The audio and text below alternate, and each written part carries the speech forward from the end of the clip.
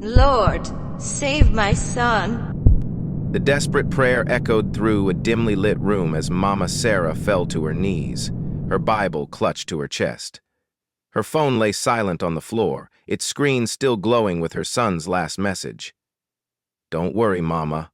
Meeting Sandra now. It's just Valentine's dinner."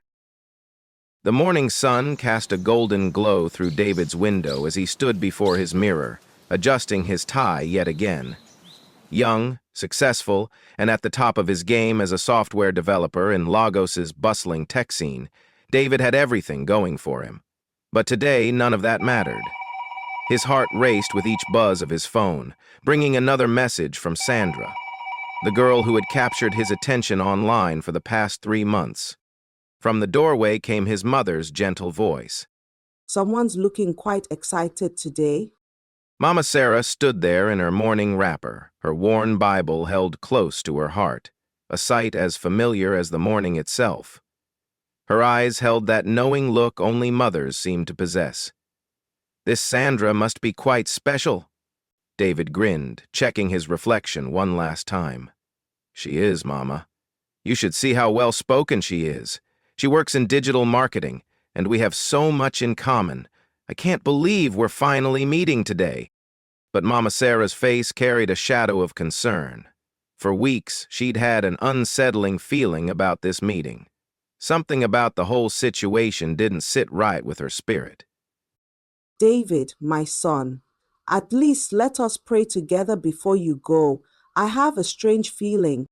"Mama, not this again," David interrupted, rolling his eyes. "You always have a strange feeling about everything. This is not the village days when every coincidence was a sign. Sandra and I have video called several times. She's real, she's educated, and she's perfect." Just then, there was a knock at the door.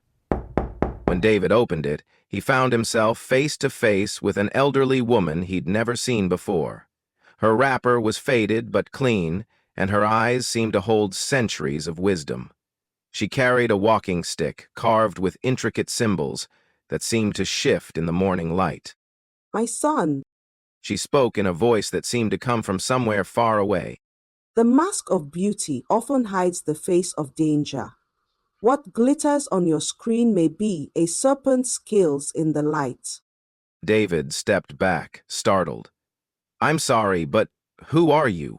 How did you get past the estate security?" The old woman simply smiled, her eyes focusing on something distant. "When the python dresses as a butterfly, even the wisest bird may be deceived. Listen to the whispers of your ancestors before you dine with strangers today." "Mama Sarah," David called out, annoyed. "Did you invite one of your prayer group members to try to stop me from going?" But when his mother came to the door, the old woman was gone. Only a single red feather lay on the doorstep, though there were no red birds in their neighborhood. These village superstitions follow me everywhere. First your warnings, Mama, now mysterious old women appearing with riddles. I'm running late. The drive to Victoria Island was indeed terrible. Lagos traffic seemed worse than usual, with everyone rushing to their Valentine's dates. David barely noticed. His mind was on Sandra's latest Instagram stories. Elegant photos at high-end locations, inspiring business quotes, and her latest charity event. How had he gotten so lucky? His phone buzzed again. "Almost there? Can't wait to finally meet you in person." David smiled, typing back a quick response while stuck in traffic. The restaurant she'd chosen was perfect.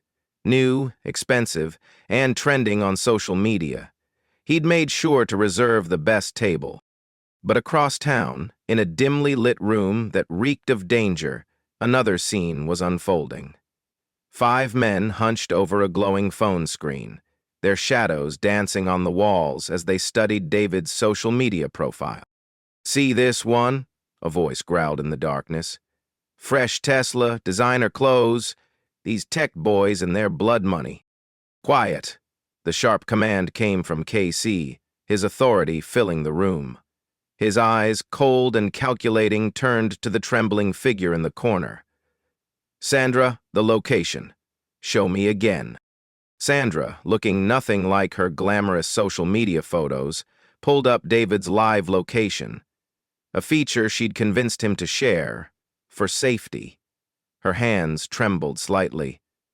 He's about 10 minutes away. Casey grabbed her arm roughly. Remember, you do your part, or your brother pays the price. One wrong move? He left the threat hanging.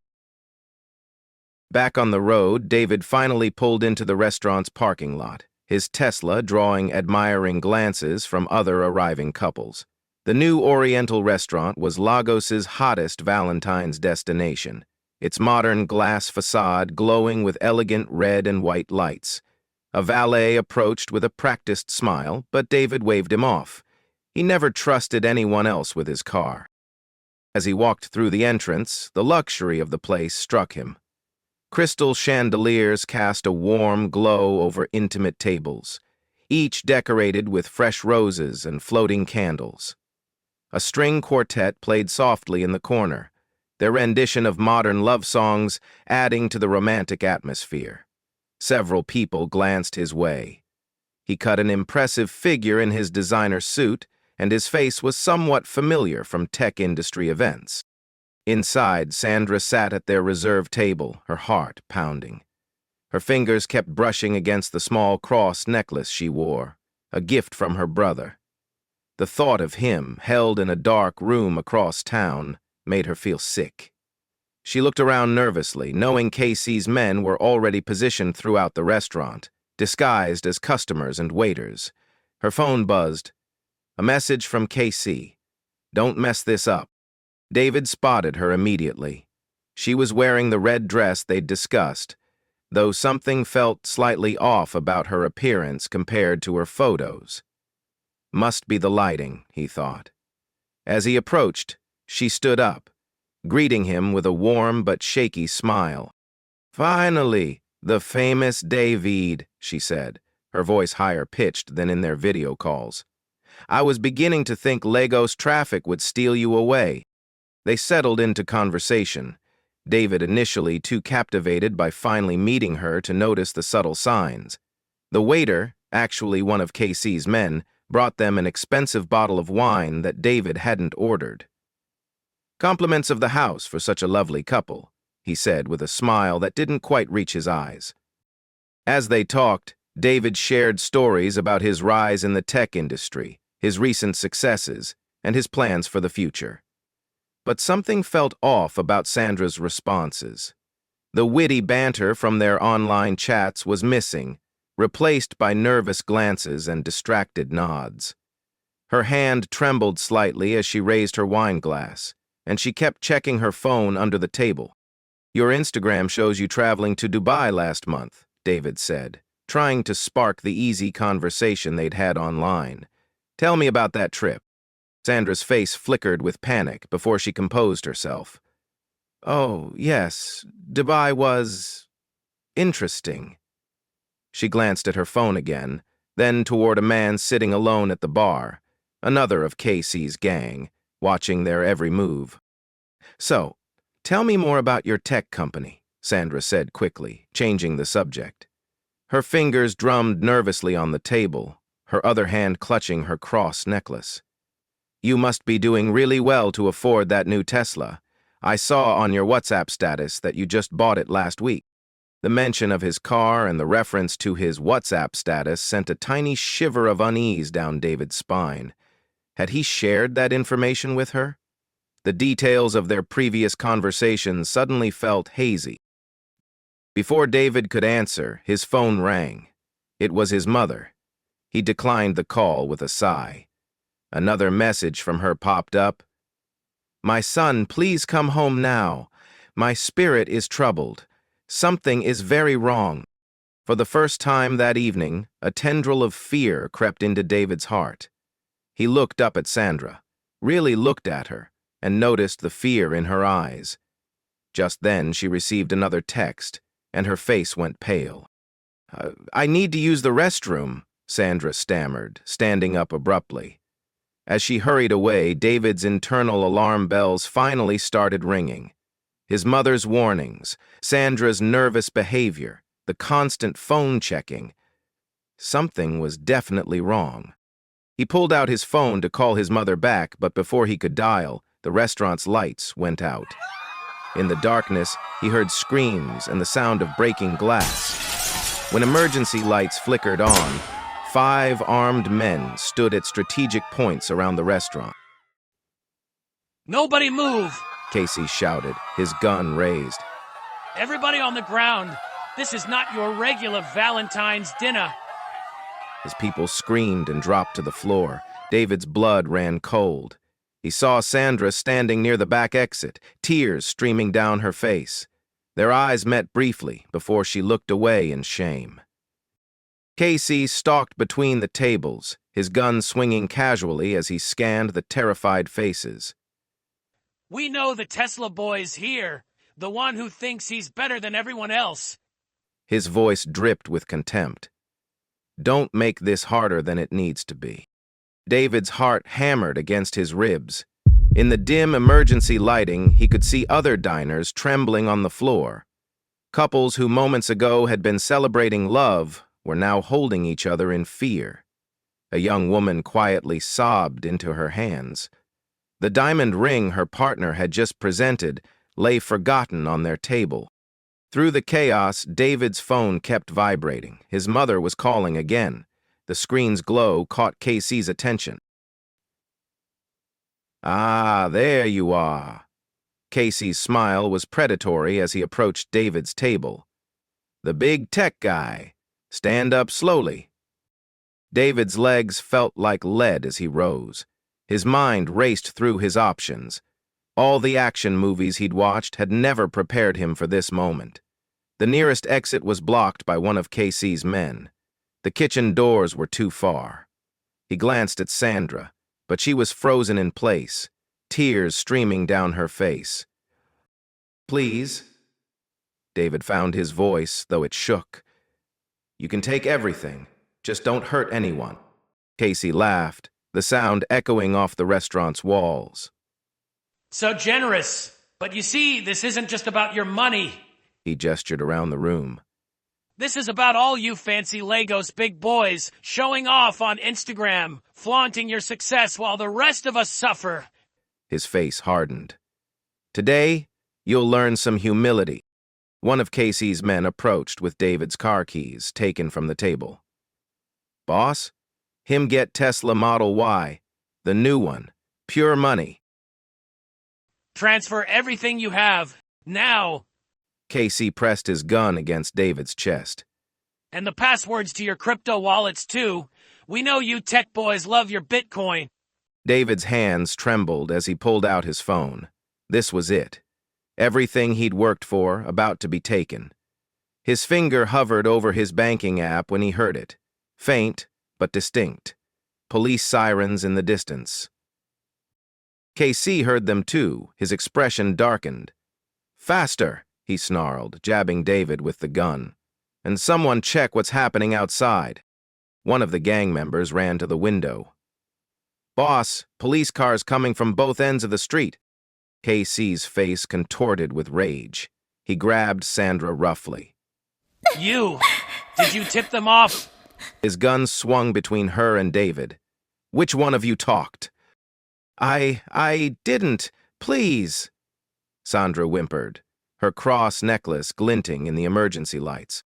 "Boss, we need to go," another gang member shouted. "They're surrounding the building." The sirens were much closer now. Casey's eyes darted around like a trapped animal. The other robbers were getting nervous, shifting their feet, looking to their leader for direction. Nobody moves! Casey roared, but there was panic in his voice now. "The first person who tries to be a hero gets—" Casey approached him, grinning menacingly. So proud, so successful. Casey's voice dripped with venom. Today, we humble you. Empty your accounts, every last kobo. The air crackled with tension. David's finger hovered over his phone, his mind racing between compliance and defiance. But fate had other plans. Suddenly, the restaurant's doors burst open. "Police! Everybody freeze!" Chaos erupted. Gunshots rang out, people screamed and ran. In the confusion, David felt someone grab his arm. It was one of the waiters, pulling him toward a service exit. "Quick, this way!" As they ran through the kitchen and out into the back alley, David heard more gunshots and sirens. The waiter, who turned out to be an undercover police officer, pushed him behind a dumpster as more shots rang out. "Stay down," he ordered, drawing his own weapon. Through the kitchen's back door, David could hear the chaos unfolding. Casey's angry shouts mixed with police commands and the screams of terrified couples. A bullet pinged off the dumpster, making David flinch. His hands were shaking so badly he could barely hold his phone when it started ringing again. His mother. "David! Thank God, are you safe?" Her voice was frantic. In the background, he could hear her prayer group. She had called her entire church circle when her spirit became troubled. "Mama, how did you know?" David gasped. "I didn't stop praying, my son. When you refused to pick up my calls, I called the police. I told them about my bad feeling about the restaurant. They said there had been similar incidents, criminals using dating apps to target successful young men." David leaned against a wall, his heart pounding.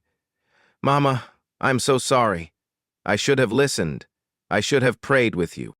Later that night, safely home, David sat in the police station giving his statement when Sandra was brought in. She looked nothing like her social media photos now, her makeup streaked with tears, her red dress crumpled. When she saw David, she broke down completely. "I'm so sorry," she sobbed. "They kidnapped my brother 2 months ago. They've been using him to force girls like me to help them target successful men. They made me create fake social media accounts, build up relationships online." She couldn't continue. The police inspector filled in the rest. They had been tracking Casey's gang for months. The criminals had perfected a system combining social media stalking, kidnapping, and forced cooperation to target wealthy young professionals. They had already successfully robbed several victims across Lagos, but most were too embarrassed to report it. "Your mother's call saved more than just your life," the inspector explained. "When she contacted us about her spiritual warning, it matched some patterns we'd been seeing. Today's operation rescued not only Sandra's brother, but 3 other kidnapped relatives the gang was using as leverage. Sandra's brother was brought in as they talked, thin and bruised but alive. The siblings' tearful reunion moved everyone in the station. Most of the gang members had been arrested, though Casey himself had managed to escape in the chaos. The inspector assured them they would find him. As David watched Sandra hugging her brother, he realized how easily the perfect online fantasy could hide a dark reality. Every pleasant chat they'd had over the past 3 months took on a new meaning. Her carefully worded responses, the occasional delays in replying, the reluctance to meet. Until today. Behind each message had been a terrified sister trying to save her brother. As David sat with his mother in their living room, she held his hands. "My son, this world is not what it seems. Money, success, even love. None of these can protect you like prayers can. The devil is also on social media now." David nodded, humbled. "I've learned my lesson, Mama. All those times I laughed at your prayers, your warnings, but God used you to save my life today. It's not about me, my son. It's about having spiritual discernment. In these modern times, we need God's guidance more than ever. The devils wear designer clothes now. They have verified social media accounts. They speak good English. Without God's wisdom, how can we see through the masks?" That night, for the first time in years, David knelt beside his bed to pray. His mother's words echoed in his mind. In a world of perfectly curated social media lives and digital masks, prayer wasn't old-fashioned. It was essential survival wisdom. Night had fallen over Lagos, and in the quiet safety of their living room, David sat beside his mother, the day's events playing through his mind like scenes from a movie. The police had urged him to share his story, believing it might save others from similar traps. With trembling fingers, but a steady heart, he began to write. I never thought I'd be sharing a story like this on Valentine's Day. Today I learned that God often speaks through the people who love us most. My mother tried to warn me, but I was too proud, too modern to listen. I almost paid for that pride with my life. To my fellow young professionals in Lagos and beyond, our success can make us targets. But it's not just about being careful. It's about staying spiritually grounded. No matter how educated or successful we become, we must never outgrow prayer. The devils of today don't come with horns. They come with verified Instagram accounts and professional headshots. To love. Everyone who's looking for love online. There's nothing wrong with modern dating, but there's everything right about traditional wisdom. When my mother's spirit was troubled, I dismissed it as old-fashioned superstition. Now I know better. The digital age needs spiritual discernment more than ever. As David typed, his mother's prayer group was already spreading the word through their church networks. The story was picking up traction on social media, with other young professionals sharing similar close calls. Even Sandra, after being cleared by the police, shared her side of the story as a warning to others who might be forced into similar schemes. In the following weeks, David spoke at several youth forums about his experience. His message was simple but powerful. In a world of filters and fake profiles, prayer is not outdated. It's upgraded protection. Before you swipe right, pray for insight. Before you meet, retreat to seek God's guidance. Your parents' spiritual instincts might just save your life. The incident changed David in profound ways. He still used social media and dating apps, but now he had a different approach. Every morning he joined his mother for prayers, not out of fear, but from a place of newfound wisdom. His testimony inspired a movement among young African professionals, encouraging them to bridge the gap between their modern lives and spiritual heritage. One Sunday, a month after the incident, David stood before his church congregation. Looking at the sea of faces, young and old, traditional and modern, he shared his final thoughts. The password to your crypto wallet can protect your wealth, but only prayers can protect your life. Don't wait for a close call to remember this truth. And remember, God's warnings often come through the people we take for granted. Listen to that mother's voice, that uneasy feeling, that spiritual alarm bell. In these digital times, divine protection isn't just a blessing, it's essential survival wisdom.